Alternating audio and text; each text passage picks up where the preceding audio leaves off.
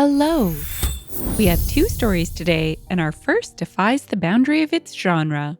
It's malicious, and it's petty, and everything not nice. But all's fair in love and war is exactly what one entitled person declared when they became a nightmare neighbor. Undaunted, a hero emerged, armed with the unique abilities of research and attention to detail. As war rages on the property line, our hero dares the entitled foe to step over the line and makes him pay for every inch. Story 1. One night, I had a knock at my door from the funeral home owners down the street. They told me that they had just bought the property between us and were going to demolish the house to build a parking lot. They said that they wanted to build a nice vinyl fence between us and that they would pay for everything. All they needed from me was to sign an agreement saying that it was okay for them to build the fence. This agreement was 3 pages long. I told them that I would be happy to take the agreement and read and sign it tomorrow because it was already 9 p.m. They told me that they couldn't leave the document with me and that I had to sign it right now. I responded that I don't ever sign legal documents without reading them completely, and that I don't have time right now to read it, then suggested that they mail me a copy. After this, they got very pushy and told me that I have to sign it, and I have to do it right now. At this point, I told them to get off my property and slam my door shut. I did some research, and city code required them to build a very specific type of fence because we had 2 different zonings of property next to each other. A bit later, they built a foam core concrete fence that was 8 feet tall. It looked good, and to an untrained eye, it looked to meet the requirements of the city ordinance. At this time, I also received a letter from their lawyer about the old wooden fence that they also left standing was on their side of the property line. They wrote that if I tore it down, repaired it, or did anything else to it, that they would take legal action against me. Cue the petty revenge. I found a city ordinance that outlaws a fence within a fence. It basically says that there is only 1 fence allowed per property line. I took that to the City Planning Commission and they forced my neighbor to remove the wooden fence. I refused to allow him or his workers onto my property. This meant that they had to go over the 8-foot concrete fence to remove the old wood fence. After that was completed, I went back to the Planning Commission to demand that the correct fence be built. City ordinance stipulated an 8-foot tall solid masonry fence and explicitly forbid the use of foam core fencing in this situation. The commission sided with me and made him tear out his brand new fence. After that, he put up a temporary chain-link freestanding fence between our properties. The wind kept blowing it down, so I asked him to take care of it so that my chickens didn't get out of my yard. He told me to figure it out myself. Enter malicious compliance. So, I welded his rented fence pieces together. They were no longer portable, but they stopped blowing down. They were also taking a long time to get the permanent fence in, so I ordered a Borat-style neon green Speedo. You should Google it to really understand. Oh, I understand. I then wore that during the nights in the summer while I sat at my fire pit. The guests of funerals could clearly see all of me lit up in the twilight. I like to think that this helped motivate them to put in an opaque fence. When he finally put in the correct fence, his workers trampled about 30 feet of my rose bushes and killed them, so I had the Planning Commission order him to pay me damages for the roses. The workers also broke some of my sprinklers, and I was able to force him to repair those too. To top this all off, he stained his side of the new fence and left mine with only stain splatters and stain drips. Since I was batting 1,000, I went back to the city ordinances and found one that prohibited this exact situation. Back to the commission I went. After more fighting, he had to pay to stain my side of the fence too. It took 5.5 years of petty revenge, but now I have a beautiful tall fence to keep my yard quiet and safe. It added a lot of value to my property too. Hey, Mr. and Mrs. Funeral Home, sign that. In the comments, Cabert said, they might own a funeral home, but you, my friend, buried them with your pettiness. Worldly Basil added, they killed it. Holodeck Warranty said, sure, the neighbors are jerks, but at least their guests are quiet. Funky Barasak said, if they're breaking all these rules with the fence, what other mortuary rules are they breaking with the dead bodies? OP replied, I've wondered that exact same thing. It's very sad. OP is a gem. I mean, the attention to detail, the commitment, the dedication, the neon green thong.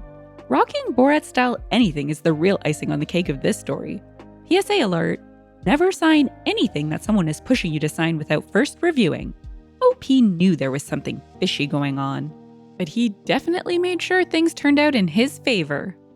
Our second story trades an entitled neighbor for a landlord, but the war continues to rage in the backyard. There was a famous Ada story a couple of years ago when one landlord got hippity-hopping mad when a renter took their potted plants with them. It made the news and everything. But I'd bet dollars to donuts this landlord missed it, or at least the lesson behind it. Had they learned to take a bit more care with their words, they may have kept a backyard oasis and not ended up with one that looked like a desolate battlefield. Story 2. I'm a 27-year-old male, and I live with my boyfriend, 28-year-old male. The house in question was our first place together that we'd been in for 5 years. It was the only place we could afford and wasn't the most aesthetic when we moved in. It's shaped like a shipping container and not much bigger than one. Plus, it's surrounded on 3 sides by 2-plus-story homes. On the remaining side, there is a parking lot for all of said homes which opens onto a major road. In the backyard, there was a tiny shed which fits a stacked washer and dryer and was otherwise a thin strip of dirt the length of the home boxed in by the shed and the privacy fences of the other homes. Our yard itself was not fenced in. We had to use the front door and walk around the home, then through the parking lot to access the laundry shed/yard. No back door. The original landlord was very receptive to us making improvements to the house. We painted, refinished the cabinets, tiled the bathroom, etc.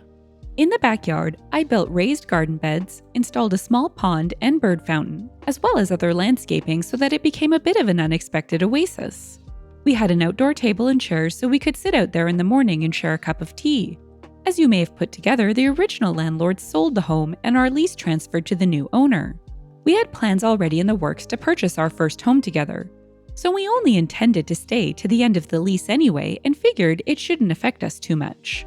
Almost immediately, the new landlord began to harass us nearly daily, often about issues entirely out of our control, such as cars being parked in the lot sideways. Cars which were, first of all, our neighbors' cars and were merely slightly crooked, certainly not sideways. Once he showed up at the door at 8:30 p.m. on a Friday. We had 2 friends over to play board games and have dinner. He asked, "Are you going to wind up the party anytime soon, boys? Because people are going to get the wrong idea, you know." We did our best to appease the landlord for the remaining months, but it became extremely grating and honestly made me feel like I was being watched constantly. The final straw was when a technician came to fix the washing machine in the shed, and the landlord noticed the table and chairs in the backyard. We received an email that evening telling us, yes, in all caps, too, remove all modifications of the yard. No patio furniture is permitted. Mind you, this isn't even visible from the road, but whatever. So I responded just to be sure. Apologies for the mistake. To confirm, you would like us to remove all modifications we have personally made to the yard since our move-in date of X. The answer? Yes. Remove immediately at the soonest convenience. You got it, Chief. We were just about in our final month of the lease and preparing to move to our new home. I had planned to leave the raised beds, plants, and an empty pond behind, obviously, but I decided I was going to revert the place to a dirt strip out of spite. So that's what I did. I collected my bird fountain, pump, my fish, the flower bulbs, and other plants. I even took the dirt I purchased for the raised beds to our new home. We filled in the pond and made sure to remove all the grass so it was one sad strip of dirt again. The landlord was extremely angry to find the yard in that state. He was threatening to sue us for destruction of property because we ruined his pond. He tried to keep our security deposit, and he did take us to small claims court over the damage. However, we were diligent when we had moved in and had photos of the original yard. We also had the email instructing us to remove all modifications of the yard. He tried to say we had done other damage to the home, all of which was regular wear and tear after 5 years of occupancy, which any landlord should expect and is responsible over basic maintenance for, such as repainting. Not to mention, we could prove we left the place nicer than it was originally, with approval from the original landlord at the time we did the projects. I'm sure the judge saw through him immediately. He was quite rude and continued to interrupt her, to which she reprimanded him several times. That is to say, we got our security deposit back in full, even having trashed the yard. In the comments, Chronic Anxiety said, "Yes, you must remove everything you have done to improve the value of my property." Facepalm. Love your response. Edit. Side note. Part of me really wants to understand why removable patio furniture is banned. Did they have a bad patio furniture experience as a kid? In response to, "I'm sure the judge saw through him immediately. He was quite rude and continued to interrupt her, to which she reprimanded him several times." Serenity B said, "This is a terrible idea. Judges have no incentive to tolerate Karens and have the power to force them to heal. The only position I think is a worse idea to offend is your doctor and sometimes the person that makes your food. Most won't poison your food, but they can still make it miserable." Ew. Entitled landlords, the worst. I think some people that rent properties forget that there are basic maintenance and upkeep costs associated with maintaining property and renting it out. It's not the tenant or renter's responsibility to pay for your investment, my goodness. Seems unlikely that this new landlord learned anything, but at least OP and his boyfriend were moving on to their forever home anyway. I'm such a sucker for before and after shots, and I bet they worked this same magic on their new place. I wish they had shared photos. Oh well, happy new home to them. And that's it for today. Until next time, shine bright, Starlight. If you've enjoyed the story and would like to hear more, consider liking, subscribing, and leaving a comment. Thanks, and bye for now.